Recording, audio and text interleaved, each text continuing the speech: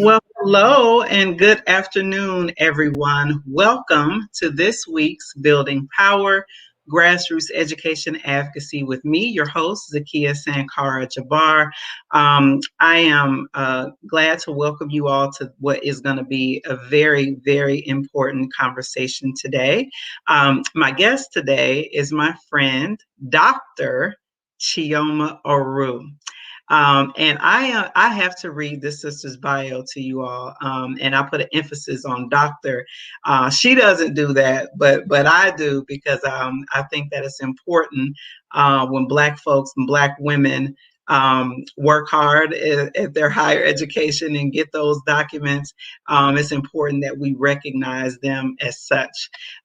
So without further ado, I want to just read a little bit more about our sister so you can know what her passion is. Chioma Oruh, PhD, is the founder, principal consultant, and parent coach of She Born Free, Inc. She is also a Bright Beam Network activist, leading the Parent Advocacy Action Team, or PAT, fellowship program. PAT provides an environment where Black and Brown family leaders of children with disabilities and special needs, including behavioral health, come together to learn how to organize collectively, disrupting poor educational outcomes for their children. She has a passion for family-centered practices, primarily because of her own lived experiences as a Black African immigrant mother raising two young sons with autism here in Washington, D.C. She Born Free focuses on establishing partnerships from the grassroots to the grass tops, supporting organizations, coalitions, and networks to integrate disability justice as a part of their racial equity and/or social justice campaigns, policy efforts, and program designs and implementation. In addition to the PAT Fellowship Program, She Born Free is also developing the Law Enforcement and Disabled Youth, or LEADY program, which begins with a research project that explores the experiences of Black and Brown disabled youth, their families, advocates, and law enforcement officers in Washington, D.C. Chioma holds a PhD in political science from the Mecca, Howard University, and a bachelor's degree from George Washington University. Wow, Chioma, girl, you doing it. I already got love and respect for you, but it's always different when you got to go through that. The official bio. I always learn more about people when I go through their bio. So I really wanted to make sure that I gave you the respect and honor to read your bio. Share anything else that you would like the audience to know about you in this introduction.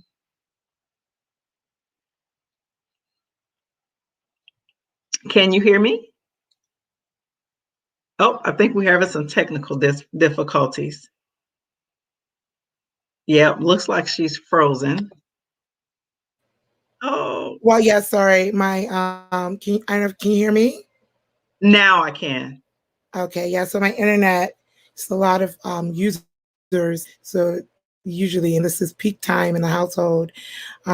So I really appreciate you reading that. It is strange hearing it. It's never a comfortable feeling to hear your own bio. It sounds like an obituary.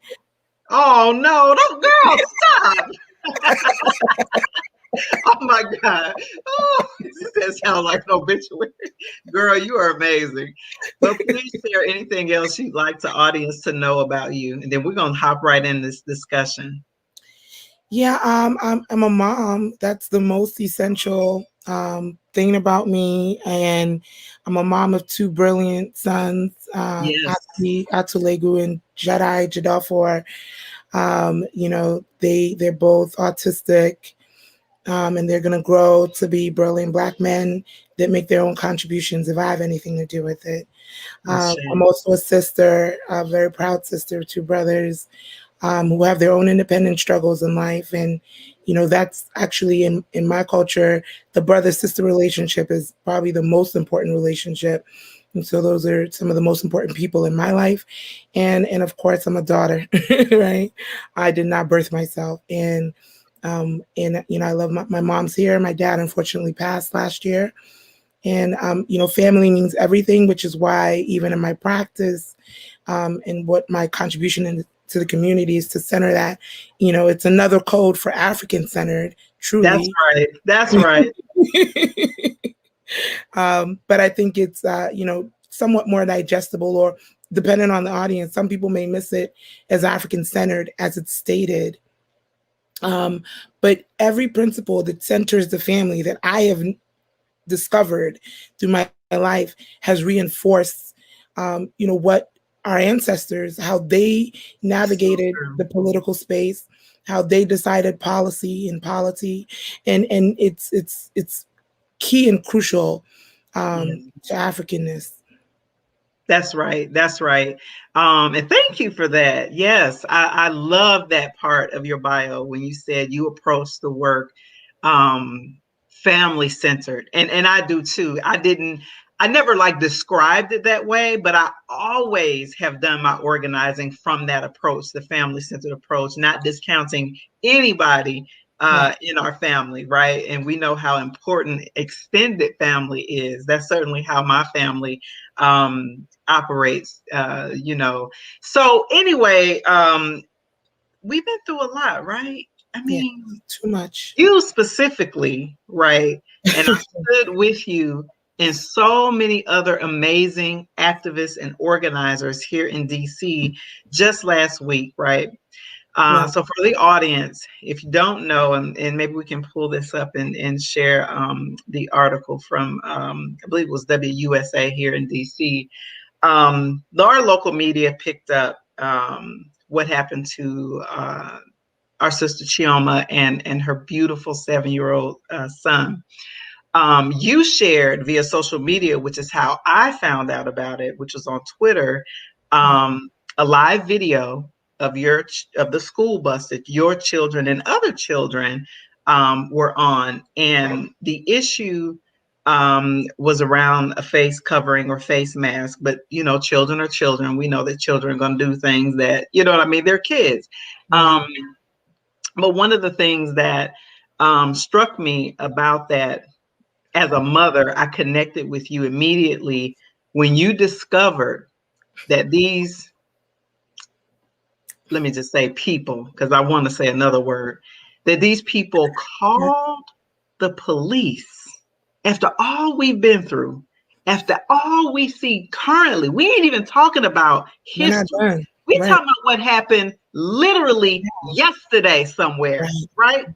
Right. You call the police. To me, calling the police on a Black person is attempted murder. Yes. Period. Ooh. Mm. Period. Mm. Period. That's Mm. attempted murder. You call the police on a 7-year-old? Please just tell the audience. There's Yeah. the article. I stood with you and other organizers. We had a protest outside of OSSI. OSSI is, explain, Chioma. OSSI is the Office of the State Superintendent of Education. It is our state education office. But because we are in the District of Columbia, hashtag 51st state, what I say city without a state, it does create political problems. On top of that, we're under mayoral control Right. of education. So OSSI was established, in the early 2000s, around 2007, Mhm. in the middle of DC being a control board, as in there was direct congressional oversight over the education system, and other city, the fiscal functions of the city Right. were under direct congressional rule. And because it was at a time where they were ending the control board, OSSI was set up, I believe, to really establish a more order, at least more consistency with how decisions are made around education. So every state has a state education agency. Right.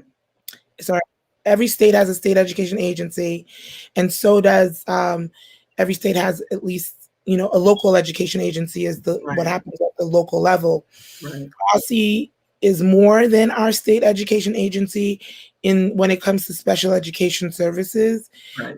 in that it is the only controller of student transportation, as in the Hmm. school buses for eligible students with IEPs, individual education programs. Right. So, that's how my kids ended up on the bus because the schools were reopening.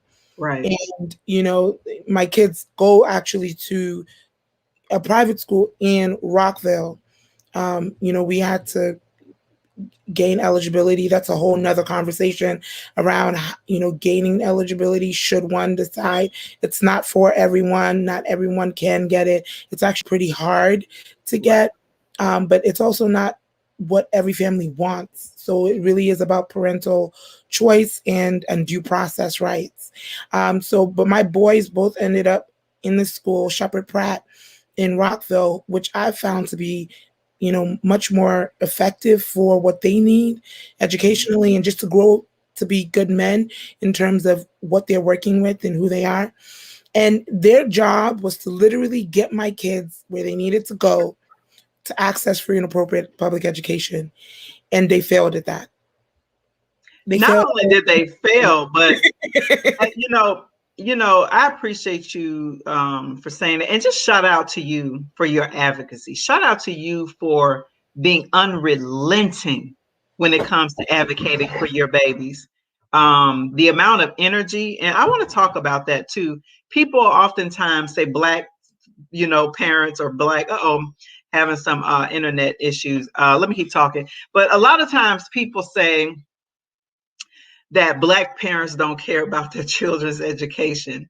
And here we're sitting with our sister Chioma. Hopefully she can rejoin us in a little bit. She's having some technical issues. Um, but here she is, as a mom, having to push and advocate for her children who have autism, children who are on the spectrum. And that's not easy.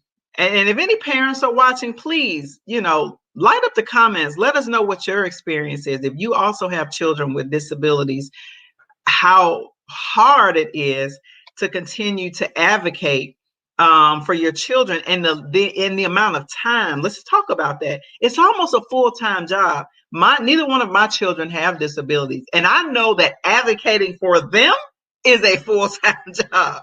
So when people say, "Oh, you just got to do this, you got to do that," how do you expect parents to figure it out? Some of us do figure it out because we talked about that family-centered approach, right? Chioma has a support system in DC. I have a support system. It's usually those parents who have a support system. That's what we need to be talking about when it comes to advocating for what our children and our families need.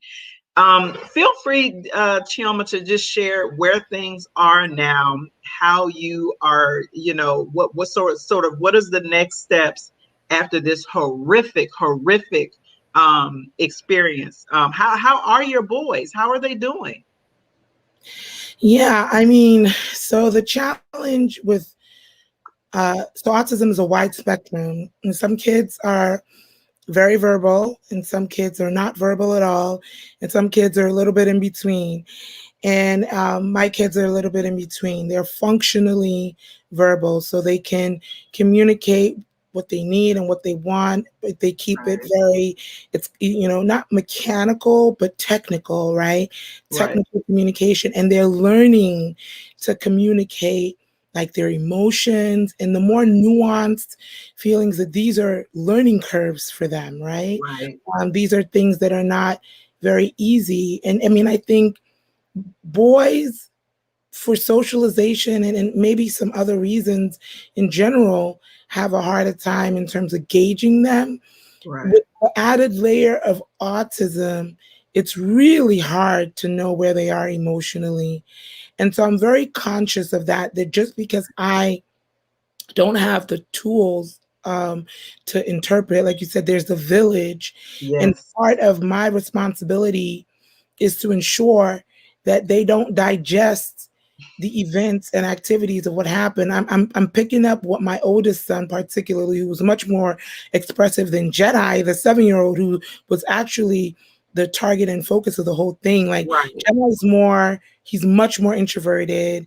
He's much less able to kind of say when he's feeling sad, or, but he loves hugs. He loves I love yous, but it's just not, he's not tapped in terms yet of knowing how to communicate when he's not feeling okay. His brother is much more of an advocate, in terms of a self advocate, in terms of what I need, when I need a break, when I Yeah. need space, when I need time.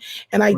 see I do see them being, Atsi, particularly the older brother, being impacted. Usually he Right. starts the day with giving me a rundown of, I know his whole schedule, because he's going to start telling Oh, me what yeah. happens from the top of the day to the end of the day, and then what's going to happen, the rest of the week.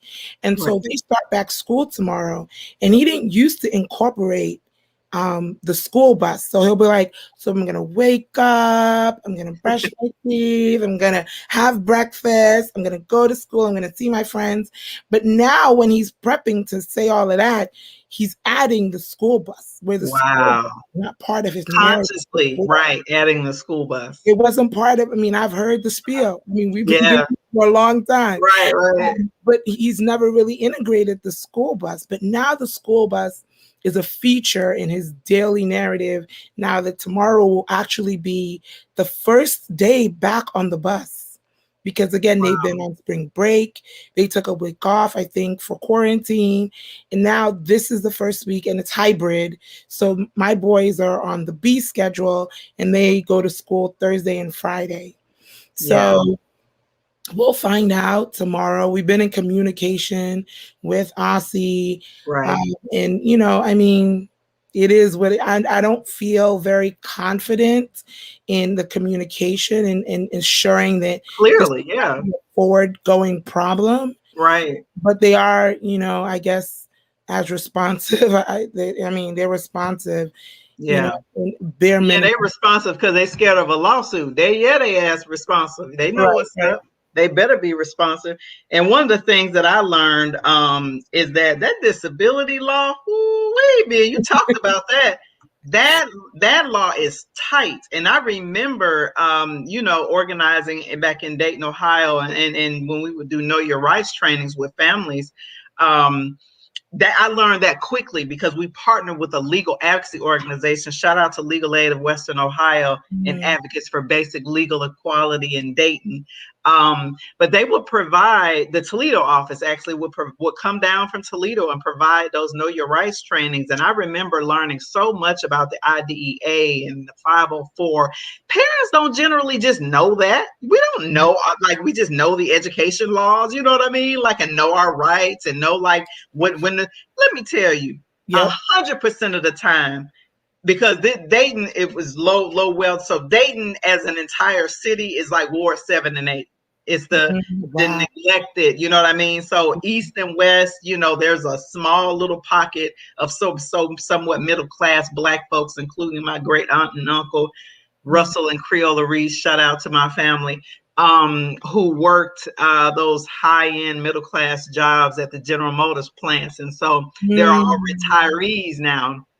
mhm, And mhm, and mhm. anyway, I just share that story to just connect things. As you know, at Brightbeam, we're doing things from a social determinants of health perspective, and that deindustrialization and that NAFTA, that messed up a lot of jobs in the Midwest. You know what I mean? Places like Ohio and Michigan, Yeah. especially Black folks, really lost their economic base. And that in turn, I bring that up because in Ohio, like in many other states, the schools are funded by property taxes.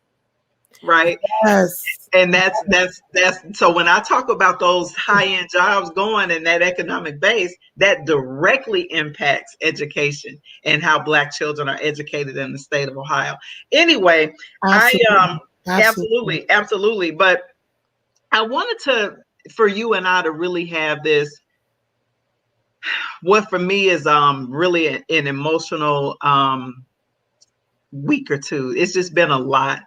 As you know, here in Montgomery County, shout out to Katie Strauss. Hopefully, she's listening from the Silver Spring Justice Coalition, Racial Justice Now, and many other organizations here in Montgomery County, Maryland, have been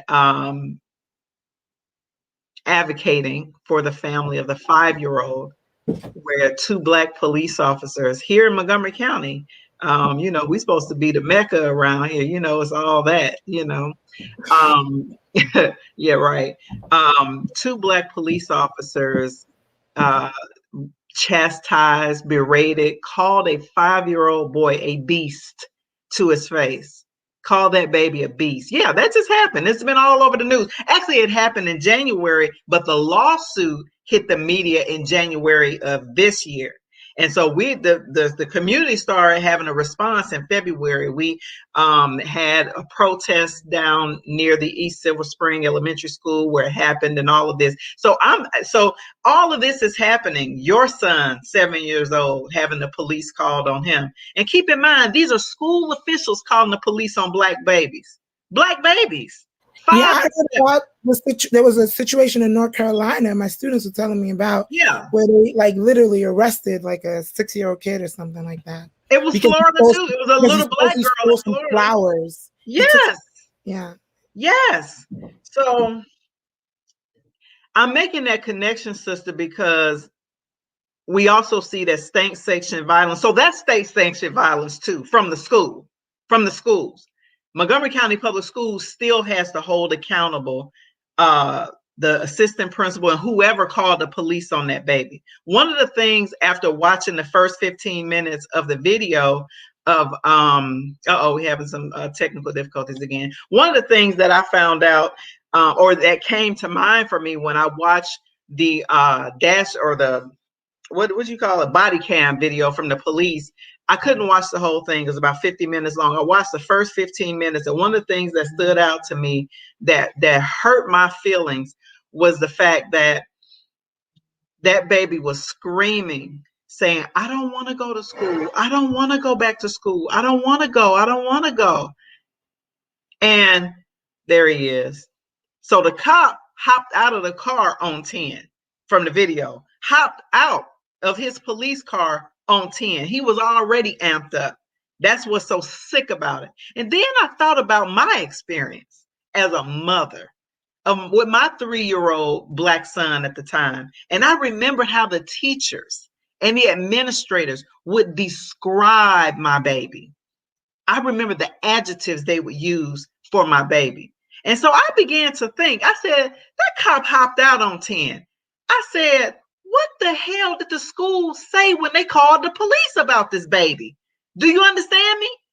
And I said 100%. to our coalition, we have, these demands have been created for MCPS, Montgomery County Public Schools in Maryland, and all of this. And I said, wait a minute, we need to hear what the call said. Who called? What did they say? Because when you call a baby a beast, it made me think the educators probably described that baby in terms of calling him a beast. Do you hear me? And so it's not just the police as an institution that needs to be held accountable. The overt racism that still happens to this day in public schools. These are public schools. That's the other thing. The argument is always public versus private. Most of the harm, well, I won't say, a lot of the harm happens in public schools. Yeah. And it's been that way for generations. Get in. Yeah. Yeah. I mean, and to be honest, I haven't been following this particular situation, and I've been actually really self-protective around Yes. how much I expose myself to, considering, things can really send me under, Me in too. terms Yeah, of I my feel you. depression. And it's been a lot these past couple of weeks, because it's hard to separate what, I mean, for all of us, right? All Black mothers, all mothers raising Black Yes. children, it's a tough moment, a tough period to be mothering, period, right? Whoo, tell me about it. But I also know, part of like what I call my ministry, part of what I'm here in the world to do is let us never forget that all of this is by system functions, That's right? right. And that, I'm very committed to the decolonizing process by any That's means right. necessary. But we have to understand the colonial conditions that inform these, engagements. That's right. I just recently saw, this documentary on HBO, Raoul Peck's "Eliminate Mhm. All the Brutes," and Oh, I haven't seen that yet. People have been talking about it. Tell us a little bit man, about it. my goodness, I love Raoul Peck. I had a chance to meet him when he first did the Lumumba film. Way back, like in the early 2000s. I was in West Africa as a Peace Corps volunteer, and he was over there in Burkina Faso for FESPACO, the film festival. And even then, you could tell this brother has studied who we are. He's not, again, just making films. He understands the history of the Black condition. I mean, this is a brother that is from Haiti. His people were enslaved in Haiti, and then as an adult or as a child, his parents moved to the Democratic Republic of Congo. So they have also a very unique Pan-African, Black internationalist experience that really speaks to, his worldview. All that to say is, wherever we are, wherever Black people are located around the world, this incident with this child, this incident with my child, with all of our children, That's right. we have to understand that these are old strategies, that these are Yes. That's been happening actual, for centuries. right, centuries, over 500 years. Anti-blackness is what it is, right? It's And blackness. for me, I think it's critical for us to, we always talk about intersectionality, but for some reason we don't connect the intersectionality with Black boys and Black men's experiences. That's a Right. critique. That's a critique, number one. But the other thing is that I have observed in my years of being a mother, my son, who had that experience when he was just 3 years old, is now 13, right? He's taller than his mama. He has big feet. Everything is bigger, right? He's 13. Becoming a He'll man. be He's 14. becoming a man. Yeah, he'll be 14 this year. And I am so protective, right? I'm Yes. also a wife, to a Black man. And it just maybe about a month ago, my husband left the house. He usually never leaves this late, but he was going somewhere. I think it was like maybe 9 o'clock at night. And just where you going? And I'm worried about his safety. Like, be careful, because we have dark tinted windows on our car and everything. I know it's illegal. Leave me alone. So we have like dark tinted windows, and I'm thinking to myself, I don't want the police to pull him over. Yeah. That's what Black women live through. Black women who love Black men and boys. That's what we live with. Absolutely. I mean, I'm not together with their dad, but still very concerned about his safety. Right. Black man, as a Black activist in the Right. world. I think that, and again, there is a very unique. I am trying to unpack this targeting that is very intentional to the Black Yes. male experience, right? That's And, it.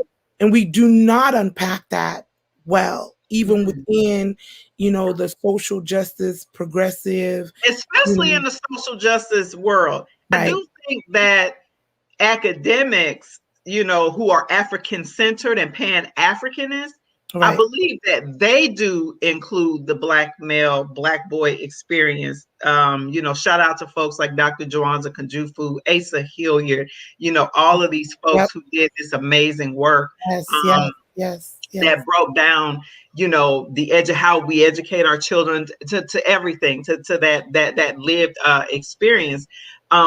The other sister, and I forget her name, but she wrote a book about how white women were, were also slave owners, and Oh I think that, yes.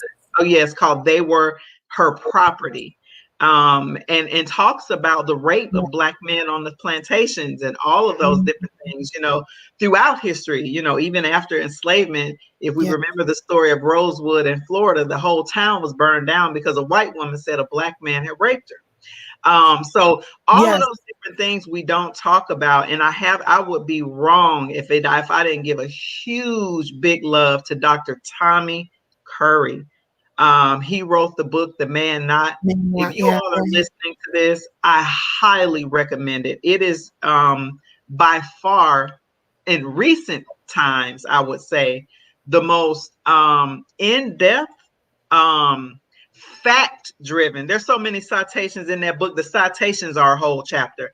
But a fact driven account of black male experiences in the United States and the world over. So the book is The Man Not, Dr. Tommy Curry. And lots of black men I have seen really take that book and have the language now to explain their experiences. And I think that is something that is critical, because what we're seeing around state-sanctioned violence starts for our children as soon as they roll out of our wombs. That's right.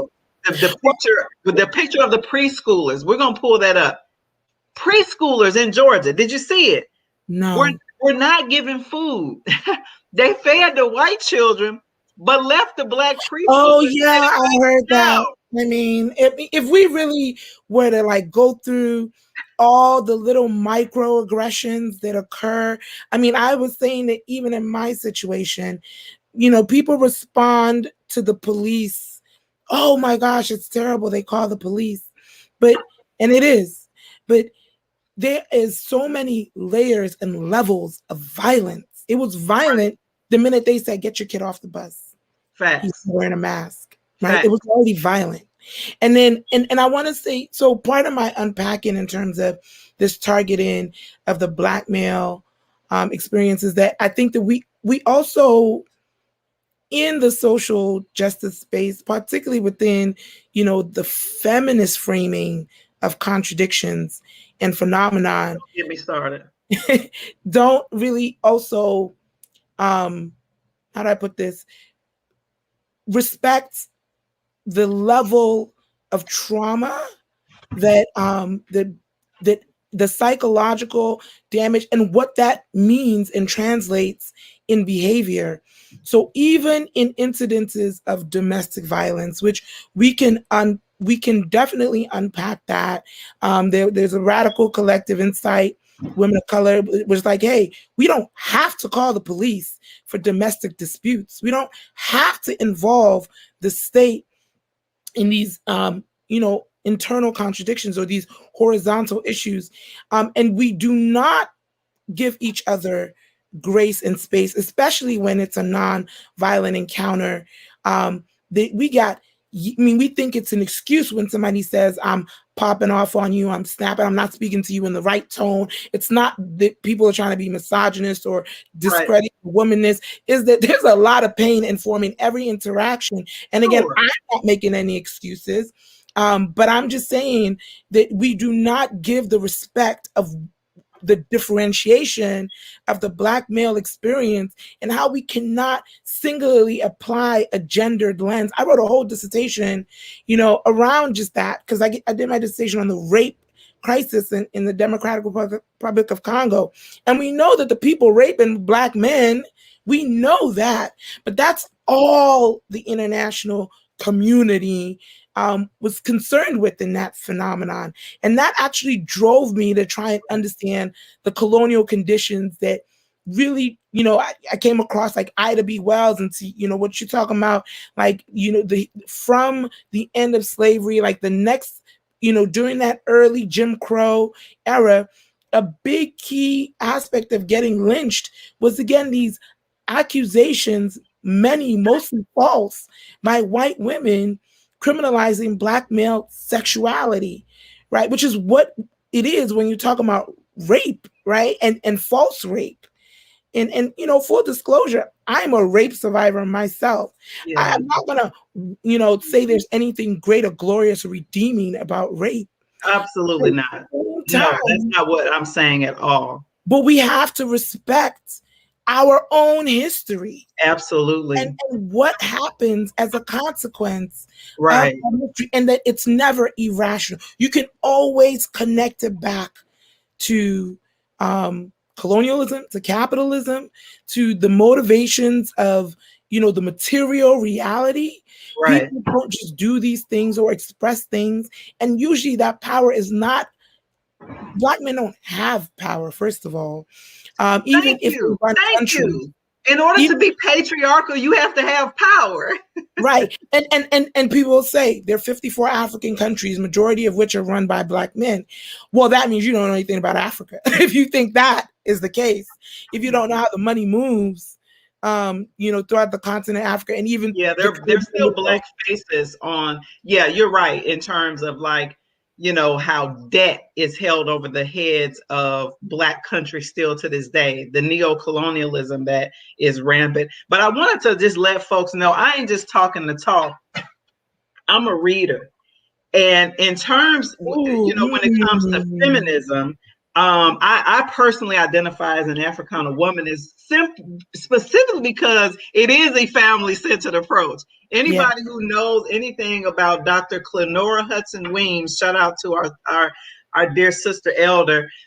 She has written, this is the 5th edition, right? And she has written so much on this subject. She is the creator of the term Africana womanism, not necessarily as a response to Black feminism, but just saying that for Black women like me who don't identify with feminism, this is an approach that is rooted in African epistemology, meaning this is rooted in African thinking, in yes, African customs, in African culture.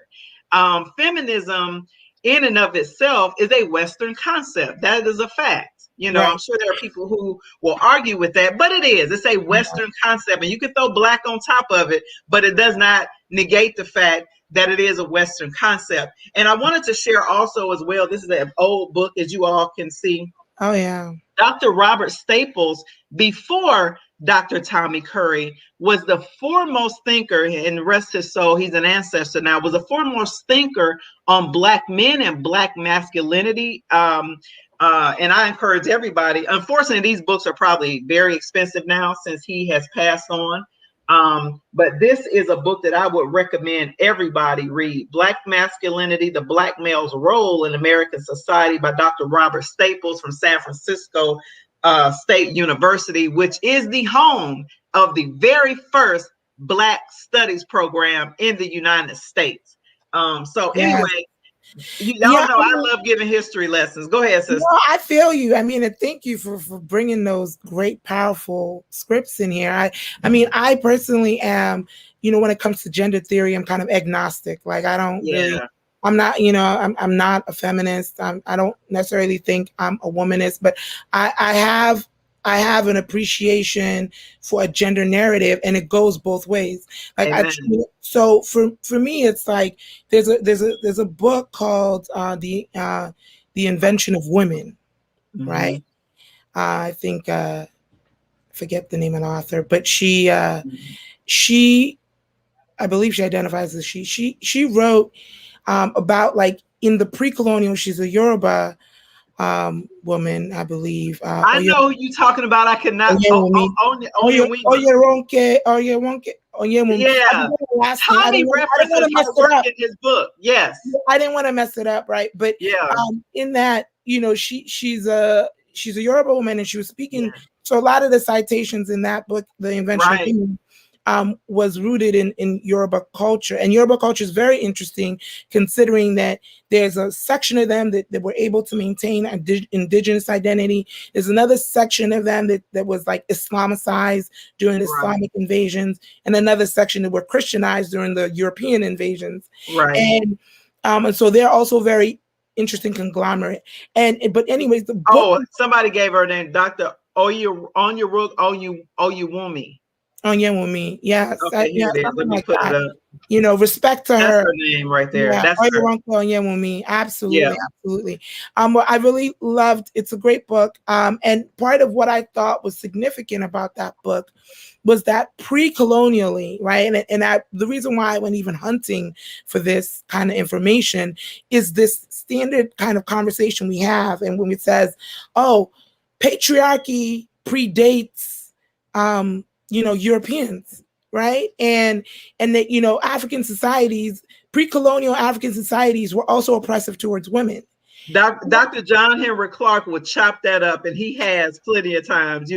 That's what I say. African or African-centered theorists, like Dr. John Henry Clark, were able to recapture a lot of the history that Europeans had taken and certainly remixed.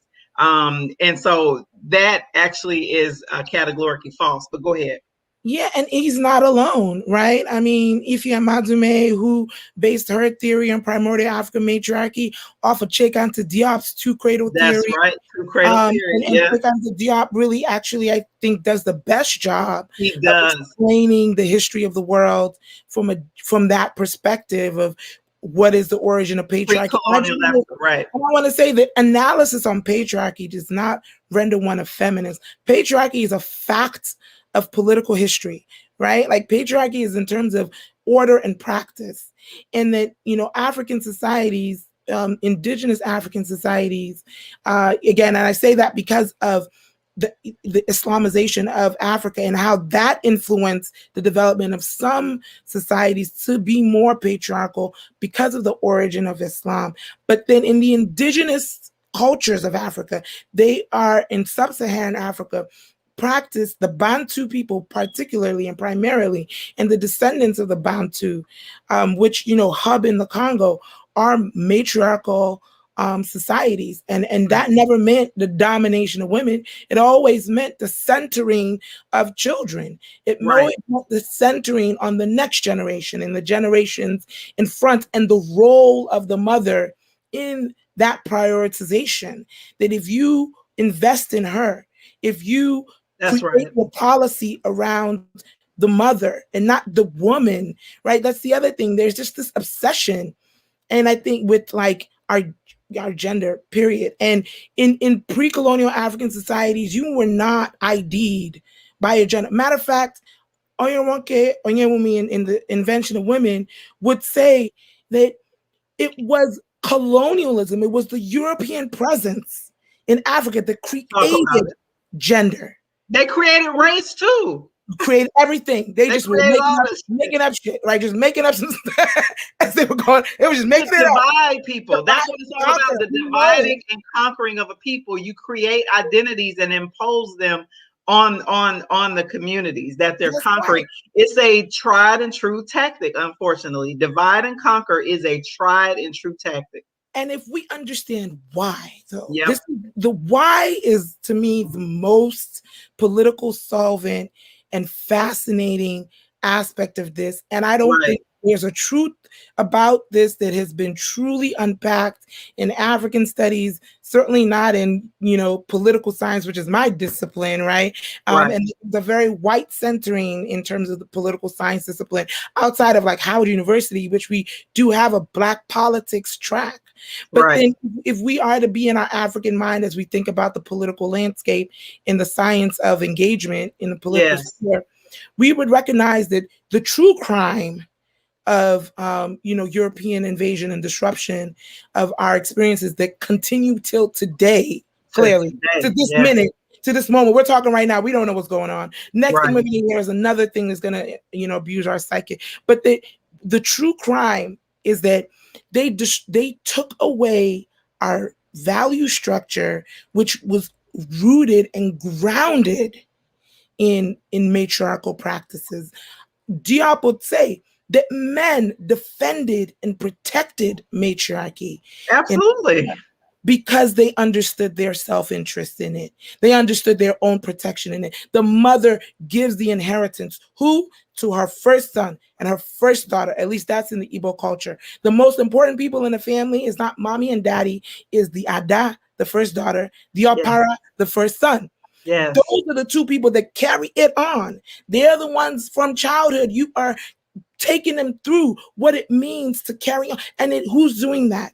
It is the mother and the village that supports that mothering and the growing up. And you prove your worth, not by your gender, right? But by your contribution, by how you honor the ancestors, by how you give to the land, what you do responsibly in the community. And the decisions were never made by any one person, male, female, or otherwise.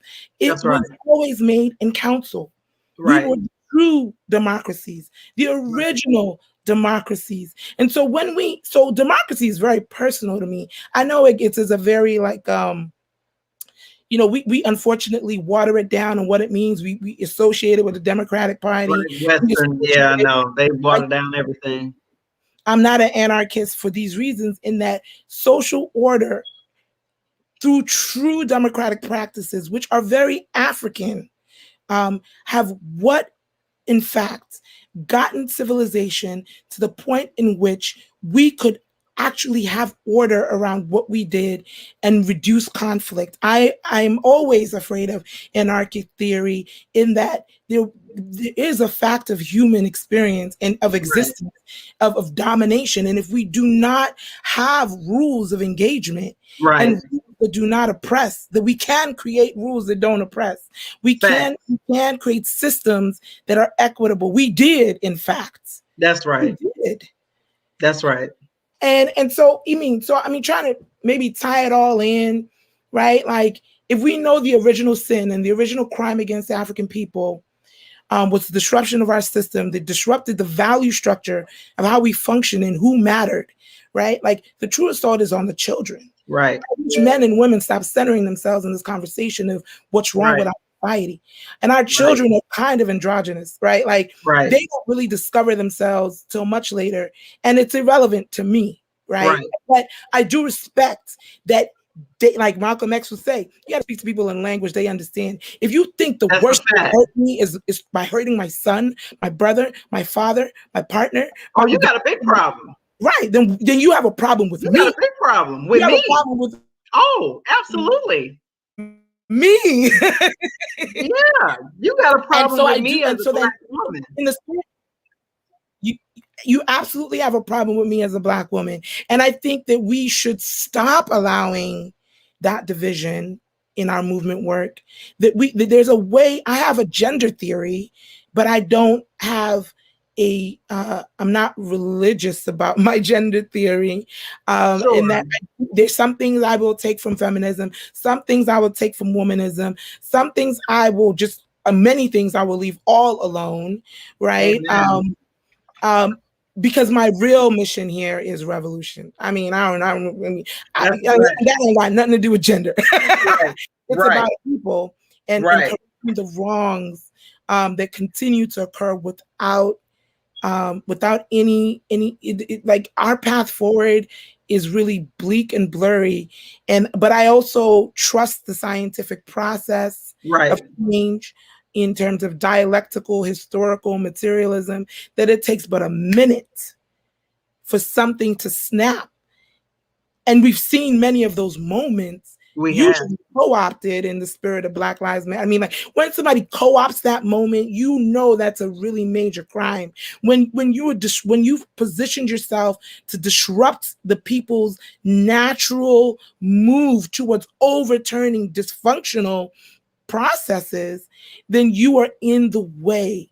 Are in the way. You are not part of the way. You're in the way. And I think some of the things that we do, and some of the ways that my commitment has always been as a mother, is like, I know I'm raising men, but I'm very conscious of that. But I don't want that to also mean that the little men I'm raising are not in community with everyone else I mean, I'm raising husbands, I'm raising brothers. I mean, they Right. do have sisters, right? Right. Right. From their dad side, and I think that if we were to, for me, if I was to take on some of the pain that we try to gender, it will create a toxic mothering environment for my family. If That's I right. was to use all the experiences and the narratives and I impose that on my children, and we do see that. I think Men Not talks about the under analysis of the impact of mothering and child abuse and what that means. I'm very, very conscious of that. And so if I'm committed to not traumatizing my kids, then no one has the right to traumatize Facts. any kid, a Black That's child right. particularly. That's right. And we have every right to protect our children and protect our families and protecting our bodies. As we, wrap up our conversation today, I wanted to see if you and I can talk about some potential solutions to Yeah. the ever-present, the ubiquitous nature of the dehumanization of Black bodies across this country, from every institution that we can think of. Um, you know, I've thought about, lots of things that our folks have done in the past, right? When I think about Move organization in Philly, that's the other thing that just triggered a thought. The two times in this country where a bomb has been dropped domestically has been on Mhm. Black folks Oh, trying to self-determine. 1921, Tulsa, Oklahoma, self-determining Black Wall Street, makes white my anger, white anger, white, just hatefulness, hated the fact that Black folks were financially successful, right? And then in right. Philadelphia, Yeah. 1985, a bomb was dropped Yeah. on the Move organization and destroyed blocks of Black neighborhoods in Philadelphia. I just sit with that sometimes. I Yeah. just sit with that, especially I when mean, people try to articulate, especially around this reparations conversation, and people try to articulate oh yes. what we don't deserve. Yeah. And I just, come on, come Well, on. I mean, so as an immigrant or as a first generation, like to this place, to the United States, first generation American, I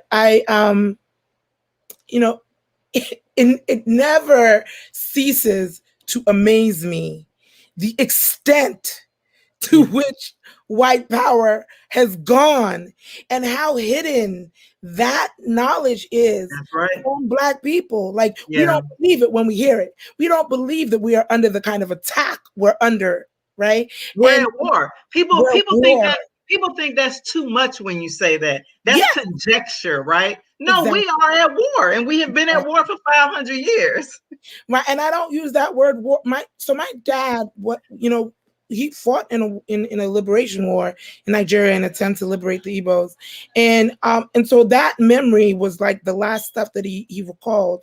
No different from the Panthers, no different from Move, no different from the Quest. The consistency, I can see the consistency in the thread, Right, between how we fight globally, which somehow, for whatever reason, gets more legitimacy than when we fight domestic right, inside its states. And I want to uplift like the more radical, militant part of Black U.S. history that doesn't really also get told. We mhm. just thought we had. I mean, as far as growing up, we had a dream, and that's how things change, right? You have a That's dream, what and they then teach you change it. everybody. So, but I think, I guess, in like my last thoughts, I'm committed to remembering all of it, every single incident that has occurred. And I say that knowing that my emotional composition is very fragile, but it Yeah, must be remembered in the ways that I can remember it, which in my how I uh, think through things in a way that are objective is as scientifically and academically as possible, just to be able to digest it. Because if right, I didn't have to locate myself in that oppression, like why we're being oppressed, and the history of like literally just wanting to create a better life for yourself, coming out of slavery and thriving. And then some people think it's their right to disrupt your economy, right? When we talk about Tulsa, when we talk about Rosewood, and these economic centers of Black life and identity in the United States, creating any opportunity for any other Black population to come in here. But the thing is, there is the story about other Black populations coming in the United States, and the homage that we must give to, you know, the descendants of enslaved Africans that have been here fighting and scrapping, right? But we should also remember this one clear thing, right? Like, if it's war, who is recruiting? Who is saying this is the army you need to enlist? Because if we're not recruiting, guess who's recruiting? Guess who is recruiting? Come on. The opposition. Come on. Right? Because when immigrants come in here, they are given a choice. I know it for a fact. I've been through the naturalization I've been told process. Okay. I know what they put on that citizenship exam. I've taken it. Right. I wasn't born in the United States. I was naturalized. All right. I know what wasn't offered in terms of all the assumptions that were left to my parents and then to me as an independent agent to come up with my own conclusions of where I stand politically. And that level of investment in Black culture, right? Because I also keep seeing these tweets about the problem is Black culture. The problem is Black culture. I can't with people like that. People like that get cussed out. I'm sorry. I can't Black do culture has saved this world over and over and over again. Okay? Over and over again. The world, particularly this country, this empire, the United States, is built on Black culture. Period. All the swag of America is Black culture. Right. And I want us to find a way to be proud of that collectively, because we're dying collectively. Whether or not we realize it, then no one's asking for my passport when no one said, "Hey, Jedi, show me your passport. What kind of Black are you?" What kind of Black? They ain't work. Malcolm X talked about that. They don't care if you're Christian, Jewish. They don't care about none of that. You Black. You're Black. Malcolm X is famously known as saying, what do they call a Black man with a PhD? Black? An N-word. Oh, exactly. Right. Oh, what do they call a Black man? Listen, before we get off here, I gotta say the names of the Black people right here in Montgomery County, Maryland, which is a suburb of Washington, D.C. Montgomery County is a very racially and ethnically diverse community. It is, where the whole Oklahoma, right? So I live I get to observe Montgomery County. You get to observe Montgomery County, right? So, we're here, right? And I actually listen to this, as a Black woman, right? Mm-hmm. I left Dayton, Ohio to move here to Montgomery County, Maryland, to, in my mind, give my children, my son and my daughter, a leg up and the best possible access, right, to everything they deserve and everything that I worked so hard for them. But I quickly learned that there is no refuge for Black folks in America, no matter what community you move to. This is a very wealthy community, right? Mm-hmm. The schools are supposed to be so great. I chose this community based on all of those indicators. And I am here to tell you that Montgomery County, Maryland is a hostile environment to Black people. Yeah, it's all the truth. I want to say the names of James Johnson and Dominique Williams, who were executed.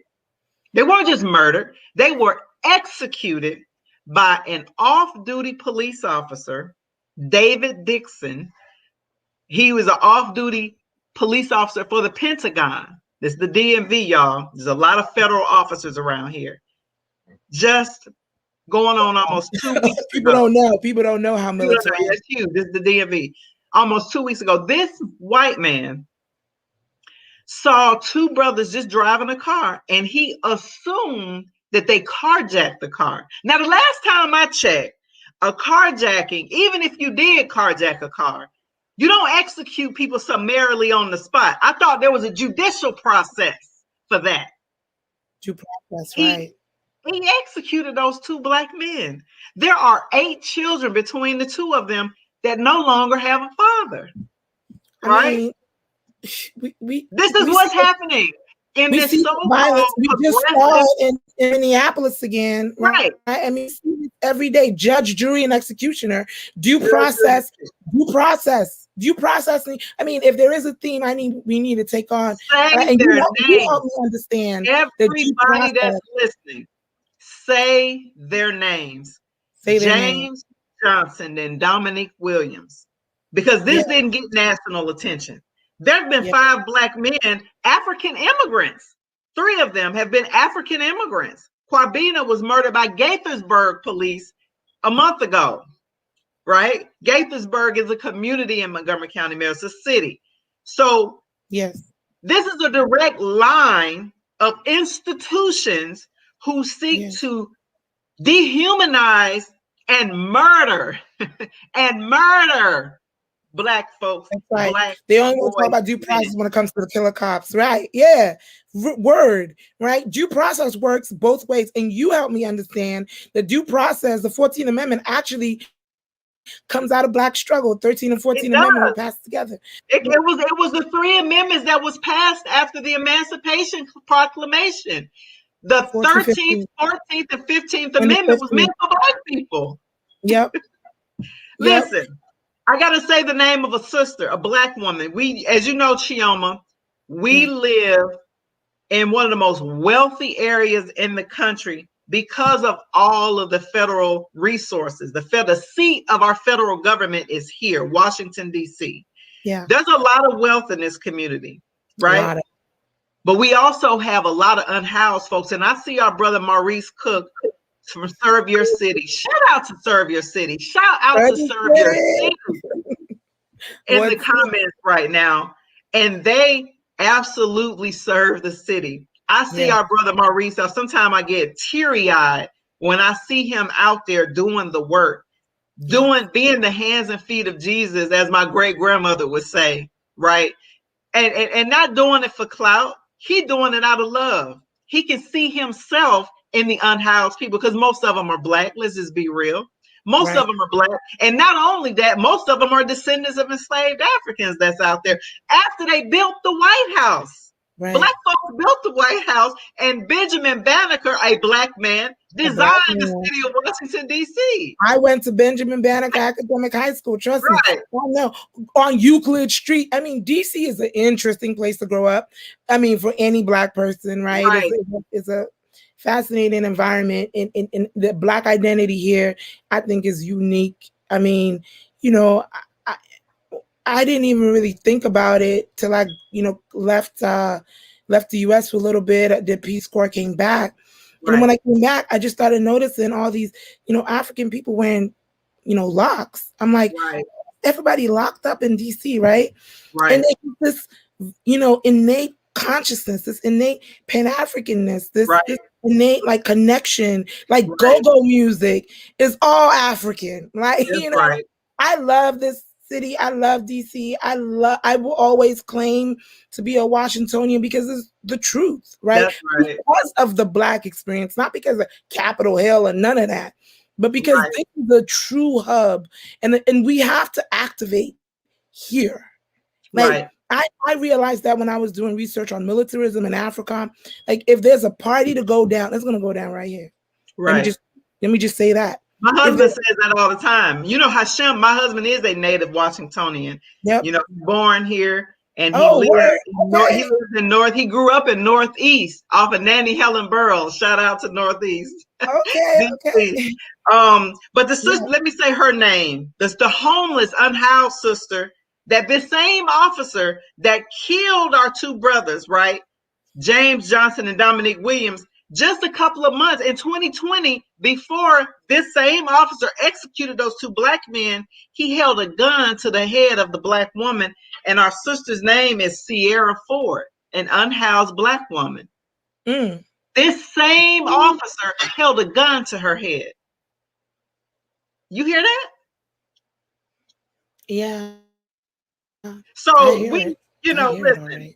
I don't want nobody, and I'm not an advocate. I'm just saying, right? This is my work show, but nobody should be surprised when Black people finally start responding with the same level of energy that people respond to with us. Nobody should be surprised. I don't want to hear from a president of the United States who's not calling for the police to be nonviolent. I don't want to hear you calling for Black people to be nonviolent when violence is all we're ever met with from institution to institution. The moment we wake up to the moment we go down, sun up to sundown, that's all we know.